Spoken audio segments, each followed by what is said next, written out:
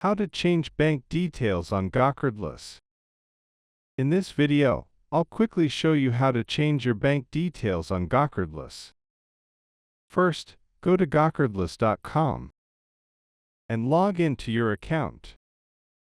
Once you're logged in, click on your profile icon at the top right corner and select Settings.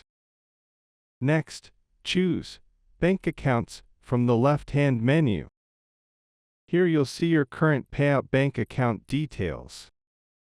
To update them, click Change Bank Account or Add New Account. Now, enter your new bank account information, including account name, number, and sort code, then click Save Changes. GoCardless will send a confirmation email or may ask for verification to confirm the new account. And that's it. You've successfully updated your bank details in GoCardless. Thanks for watching.